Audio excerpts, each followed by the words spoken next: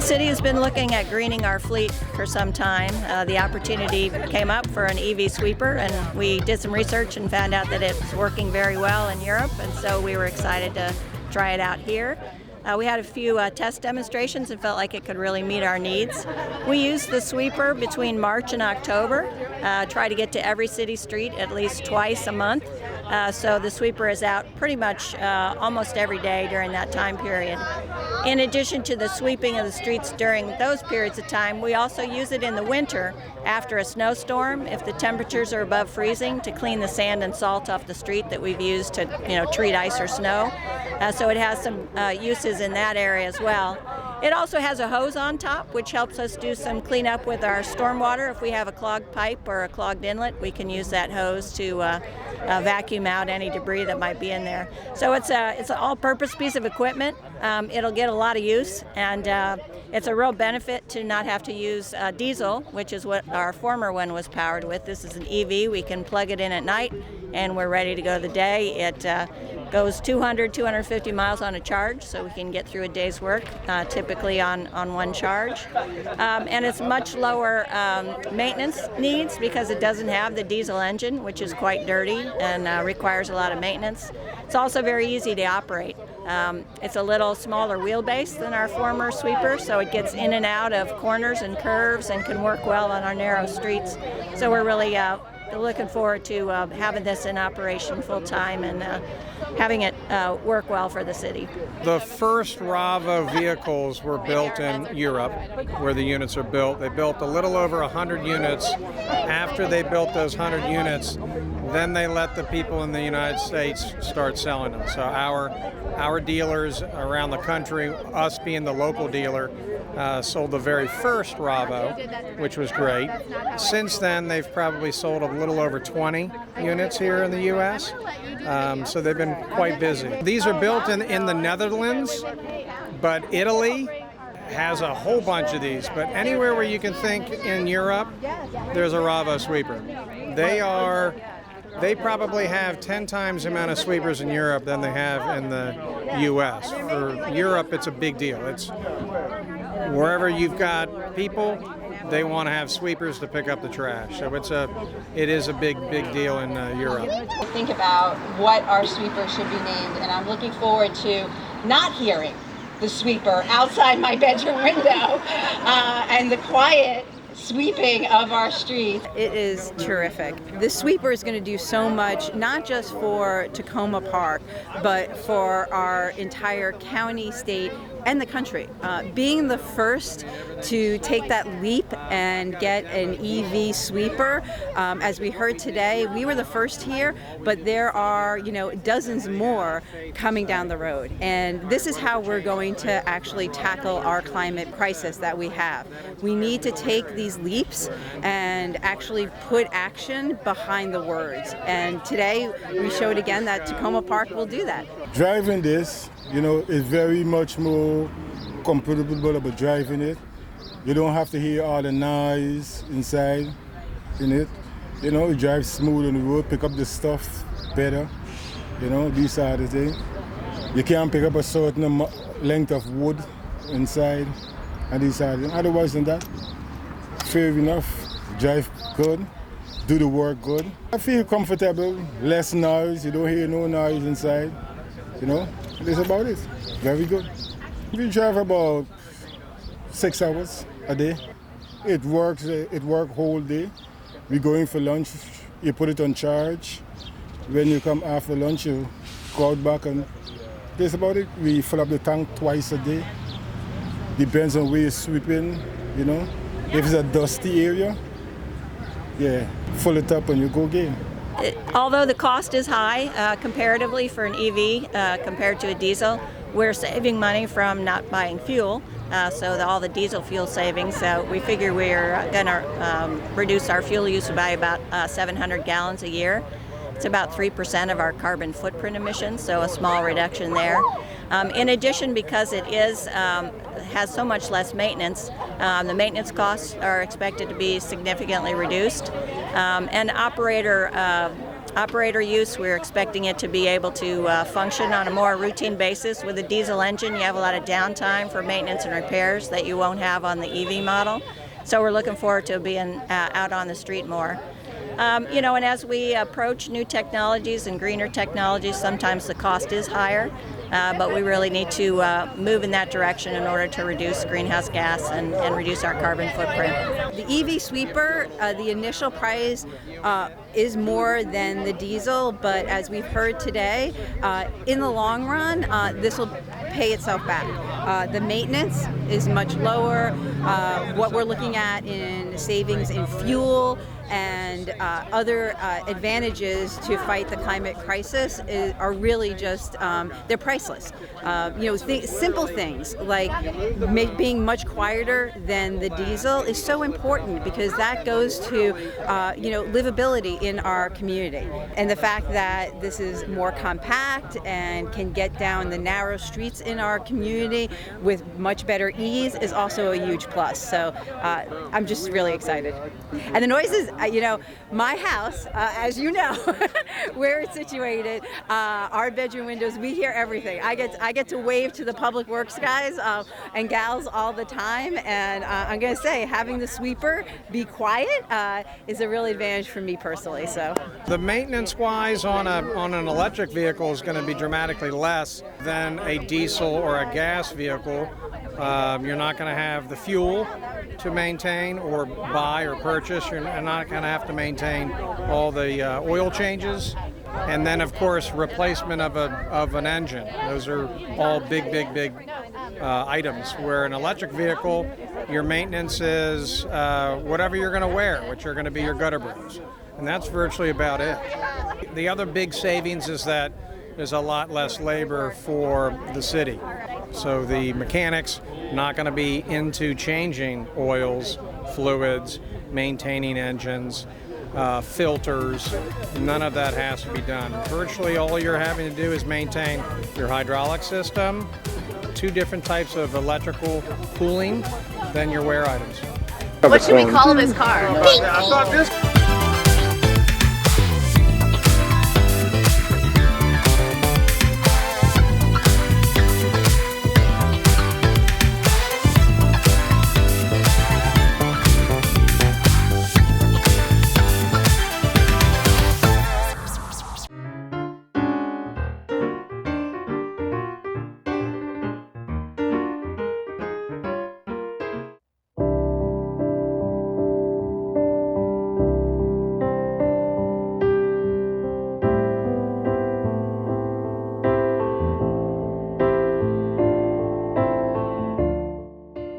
I started to make art when I was 4 years old.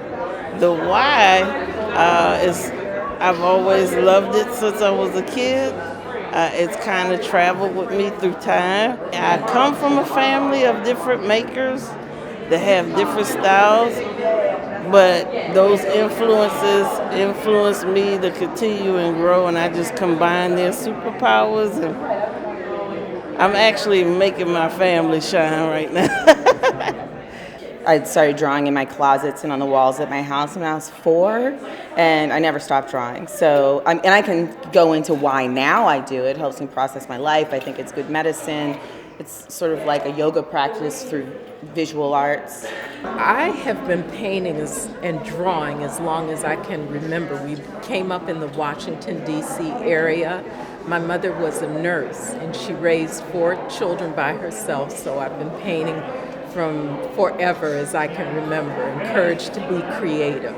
I started in 2000 when one of my aunties passed away. She was our family historian. And I just did not want all that information to be lost. So I decided to visualize all those names and people and made a huge family tree. That quilt is 10 feet by 10 feet.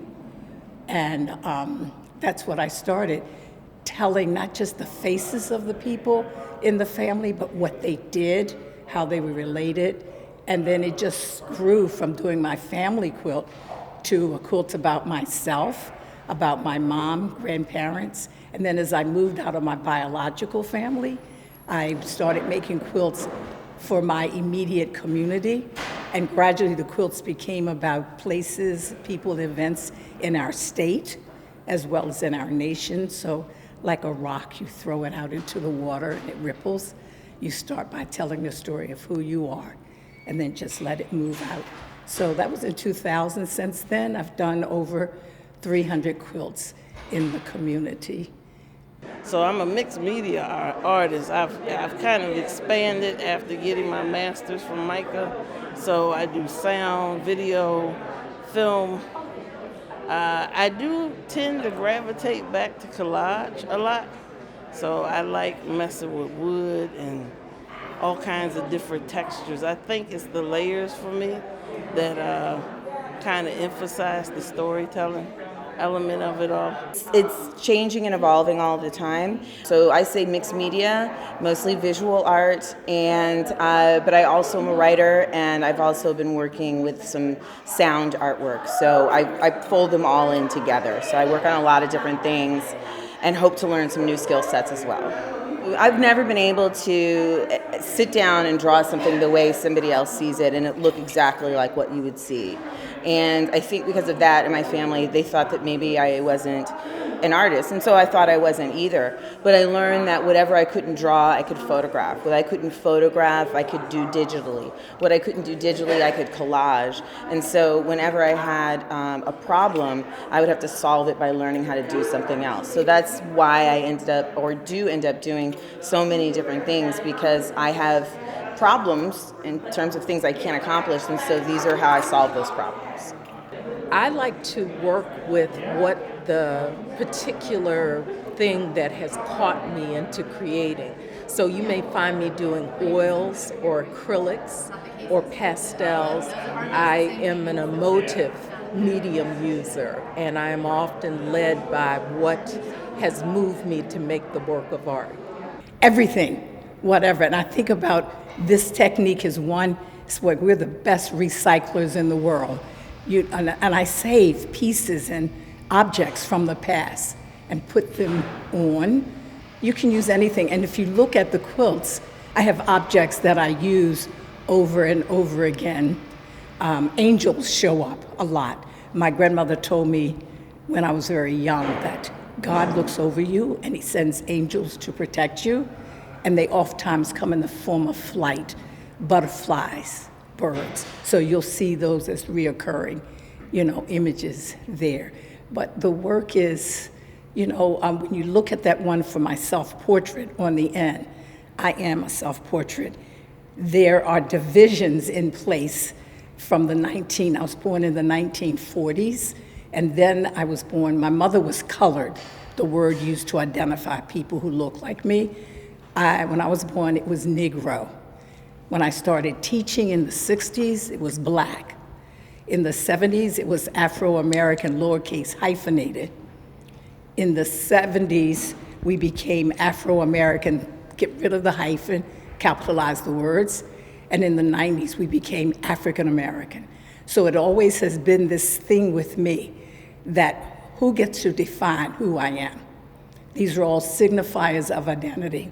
You don't know me, you don't have the right to have me to respond to whatever you decide you're going to call me. I am a person, I am human, I am me. And I have a voice, and my work is my voice. And I work very hard to help other people to find their voice. My focus currently is driven through my mother, my grandmother, my ancestry, my lineage. Those stories I try to project. I do dive into social activism, so my blackness itself is always the story, and I'm always pulling from it to create a narrative that might be seen or unheard. It's a gift that I shouldn't take for granted. I don't ever try to take it for granted. I think what I hold is very powerful. It is for the people. It is not mine necessarily to own, but it is a gift to give to people. And I just take that in spirit It has a lot to do with me, a lot to do with my stories growing up. Some of those stories took place here. I went to school next door. And when I was young, I went to the library. My first library was here. But I do use my work also because I'm a historian and a storyteller, and sometimes the best way for me to tell portions of the story is visually. Some of the work that I do, there's a piece over there, and it's a photograph of a doll, and I do a lot of work with dolls, and they are the vessels for these stories that I tell about American history, particularly Black people in the United States, the indigenous populations, and other groups of people that would come to the States and were disenfranchised when it came to power, when it came to land. So my work is very much rooted in looking at the history of my ancestors and those people that were enslaved in death camps, which some people call plantations. All of those things are some of the things that I work on to tell a story. I've learned to focus on themes. For instance, the pieces that we're standing in front of now. This is a Ghanaian son pays homage to his mother.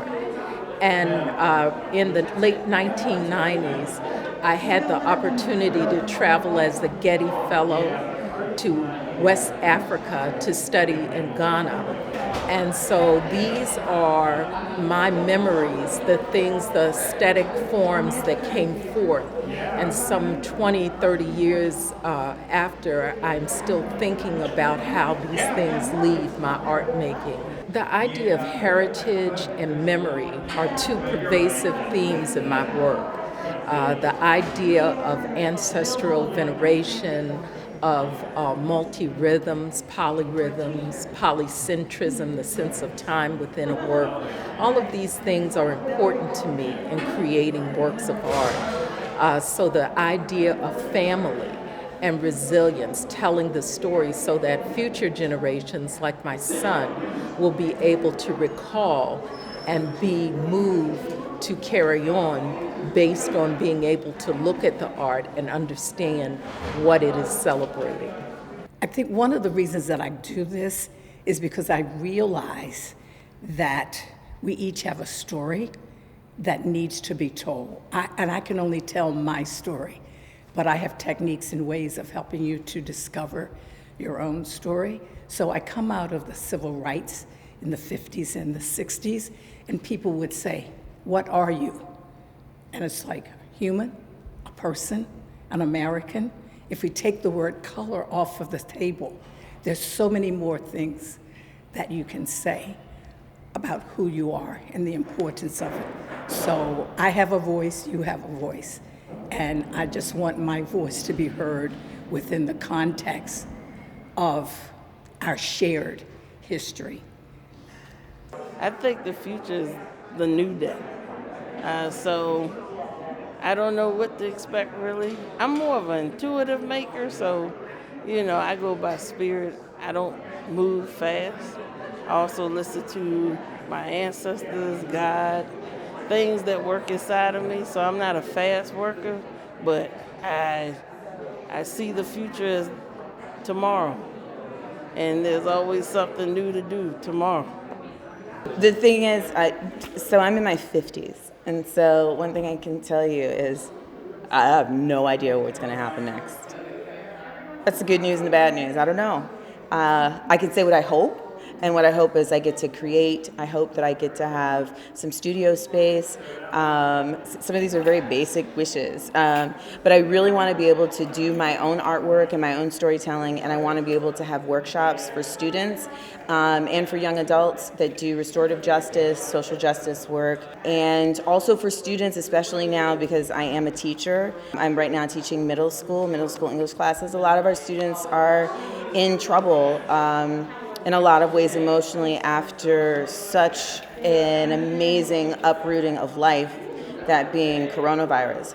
I want to be able to have workshops for adults and for students so that we can process some of that stuff, and so you can get together and meet people that want to ask some of the same questions, or just all be weird together. It's just, that's what I want to do. So the medium that I'm interested in, because I do these dolls and I do the storytelling, I want to learn to do animation. And that's scary, and it sounds like it's going to be really hard, so I'm going to need to get some help. So I do want to learn animation, and I also would like to be able to construct more sculptures, like bronze. I don't know, but I do know I do want to do animation. But I'm excited to learn all kinds of stuff. I'm getting old, so there are many folks. I'm trying to pass this on, and so many people I've worked with folks in my community, large communities, and these are all small quilts. Most of my other work is like 10 feet, 14 feet. They're huge. So I'm just excited that other people recognize that they have a voice, and you can use anything and everything to celebrate the people, places, and events that make up your life. One of the most memorable professors that I had asked us very often, what happens when you make a work of art? How have you been changed? What has happened to you after you've made it? And every time I make a work of art, I often think about the fact that I got something out, something happened, the earth shifted. I have new knowledge, I've shared knowledge. So all of these things are important to me in making the work of art. You never are the same.